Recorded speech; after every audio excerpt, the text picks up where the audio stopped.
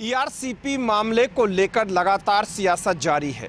कांग्रेस और भारतीय जनता पार्टी के एक दूसरे पर आरोप प्रत्यारोप का दौर लगातार जारी है।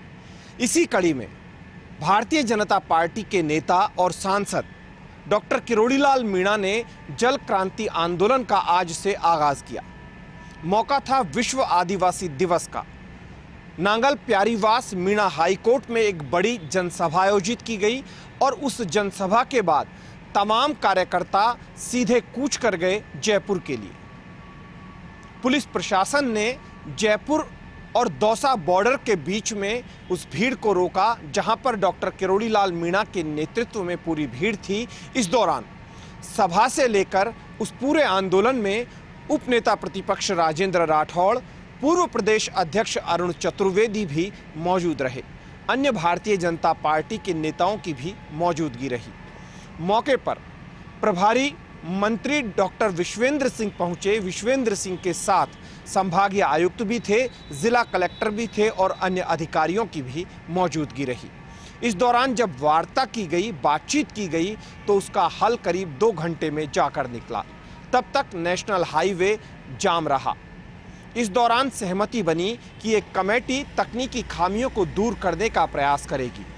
करीब 48 घंटे में कमेटी बना दी जाएगी और उस कमेटी में 2 कांग्रेस के और 2 भाजपा के भी नेता होंगे, जो दोनों ही पार्टियों का प्रदेश नेतृत्व तय करेगा।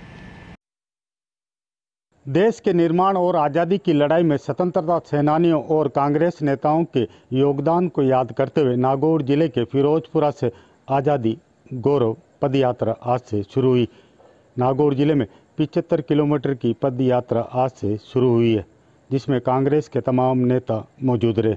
नागौर जिले के फिरोजपुरा से पद यात्रा की शुरुआत जिला अध्यक्ष जाकिर हुसैन और डीडवाना विधायक चेतन रूडी, संगठन प्रभारी और राज्य बाल अधिकार संरक्षण आयोग की अध्यक्ष संगीता बेनीवाल, गजेंद्र सिंह सांकला, पूर्व मंत्री हबीबुर रहमान, पूर्व उप जिला प्रमुख डॉक्टर सहदेव चौधरी सहित कई सरपंच, जनप्रतिनिधि और संगठन से जुड़े पदाधिकारी और कार्यकर्ताओं ने आज 25 किलोमीटर का पद मार्च निकाल कर कुचेरा, लूणसरा, बावड़ा, चांदू तक सफर तय करते हुए गांव ढाणी कस्बे तक आज़ादी के 75 वर्ष पूर्ण होने पर कांग्रेस के बारे में आम जन के साथ युवा पीढ़ी को भी जागरूक किया। आज़ादी गौरव यात्रा का मेन मकसद यह है कि भारत में जिस तरह का माहौल नफरत का पैदा किया जा रहा है, उन माहौल को ख़त्म करना, आपसी भाईचारे को बढ़ाना, यही पद यात्रा का उद्देश्य है।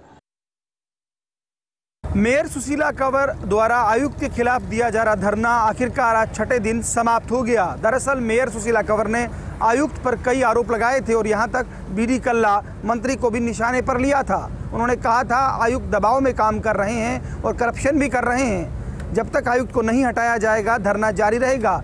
लेकिन इस बीच एक बीच का रास्ता निकाला गया, मानो इस तर्ज पर कि ना तुम जीते ना हमारे। आयुक्त को अवकाश पर भेज दिया गया।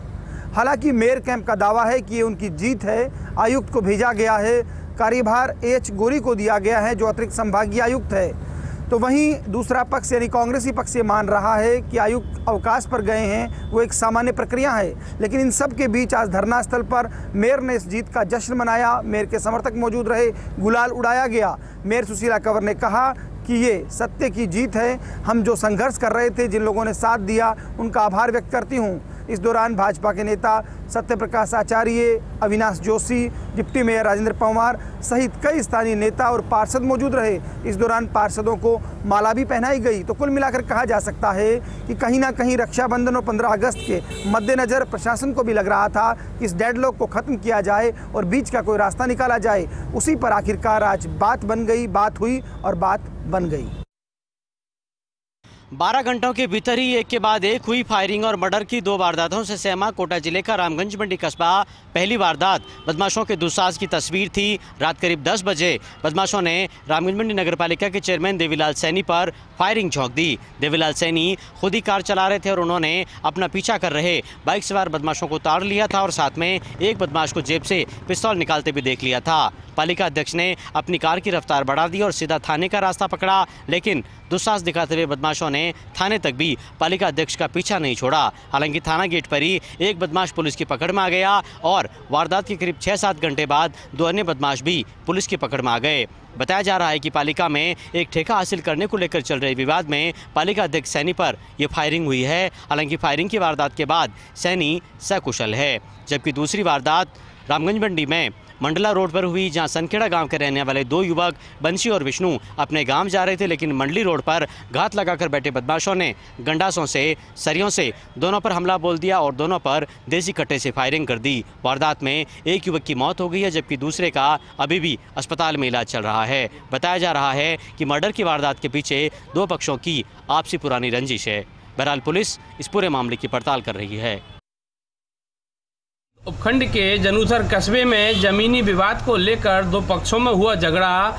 एक पक्ष ने दूसरे पक्ष पर पेट्रोल डालकर जलाने की कोशिश, गंभीर अवस्था में कराया आरबीएम अस्पताल में भर्ती। जमीनी विवाद को लेकर कुछ बदमाशों ने एक वकील के पिता पर पेट्रोल डालकर हमला कर दिया, जिसमें वकील के पिता गंभीर रूप से झुलस गए, जिन्हें भरतपुर के आरबीएम अस्पताल की 1 यूनिट में भर्ती कराया गया। झगड़े में कई लोग घायल हो गए, जिनका भरतपुर में इलाज जारी है। बताया जा रहा है कि कई वर्षों से जमीन विवाद को लेकर दोनों पक्षों में झगड़ा चल रहा था। घटना की जानकारी पर डीग थानाधिकारी ने अस्पताल जाकर आरबीएम में भर्ती व्यक्ति के पर्चा बयान लिए। वहीं पुलिस पूरे मामले की जांच में जुट गई है। इस मामले पर डीग थानाधिकारी हवा सिंह का कहना है कि झुलसे व्यक्ति के बयान ले लिए गए हैं, जल्द आरोपियों की गिरफ्तारी कर ली जाएगी।